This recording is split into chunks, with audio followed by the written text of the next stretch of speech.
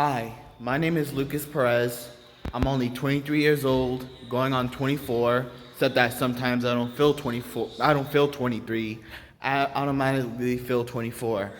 I'm here to tell you about certain things that make me feel kind of way when you're polyamorous or when you're CNM, which is consensual non-monogamous. CNM, C as in like Christopher, N as in Nancy, M as in never mind about that. C as in consensual, N as in non, M as in monogamous, consensual non-monogamous, or CNM.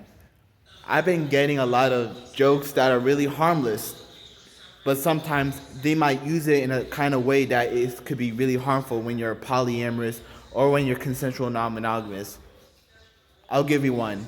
I know I'm way too comfortable telling that person's real name, but I'm gonna name her Jane.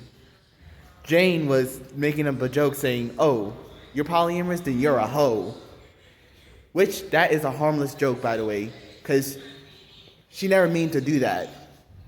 But when she said it to a polyamorous person, they might take offense to that.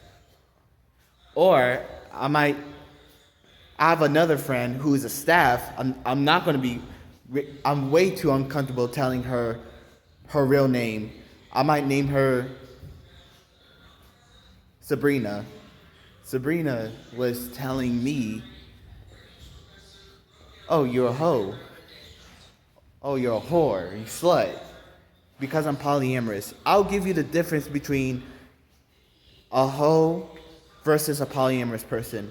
A hoe or a slut or a whore or a dot are men and women, individuals who sleep with other individuals, sleep with any individuals, like every individuals and any individuals. While a polyamorous person, you have to agree with your partners to see if you're in, to see like how much partners are you gonna have without you feeling stressed, and to have sex with your partners have sex with one of your partners with the consent of all partners involved. That's the definition of being polyamorous. That you get to have sex with your partners and only your partners, and have sex with one of your partners with all partners involved. The word slur.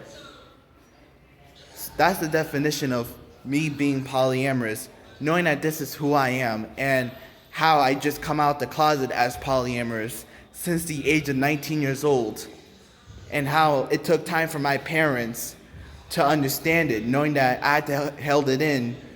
Which is a very uncomfortable experience. It's very intense and it eats me up inside, physically and mentally. I even have mental health issues when I had to keep that part of me inside. Also, there's times when you're polyamorous, you kind of feel very uncomfortable. Well, not very uncomfortable, but when you're polyamorous, you feel really lonely and really isolated sometimes. And it gets really kind of depressing that you're the only one, that society just hates you because of who I am and who you are. That you're kind of the person whose family's not going to understand you, or sometimes you might lose friends just for being polyamorous.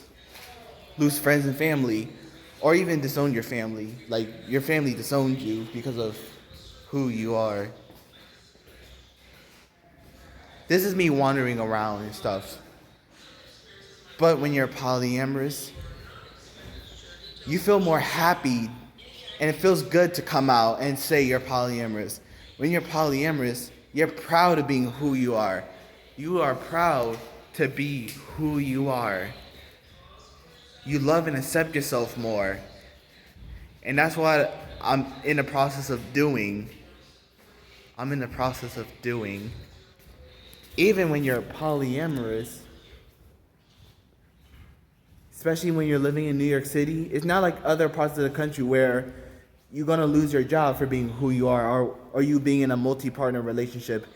It's not like other states where your kids got to be taken away all because they might feel neglected, or that's harmful towards family and stuff. It's really harmful towards family. to them, not to me. But, but when you're polyamorous, you feel really proud, and it feels so beautiful. Feels so proud and feels so beautiful being who you are. But you have to let your partners know each other, and then you have to let me know my partners, and then let each other know each other, and then get along with each other, accepting each other, and it could go vice versa. Really beautiful, but it's not a relationship style orientation. It's just a sexual orientation, where it's not legally recognized.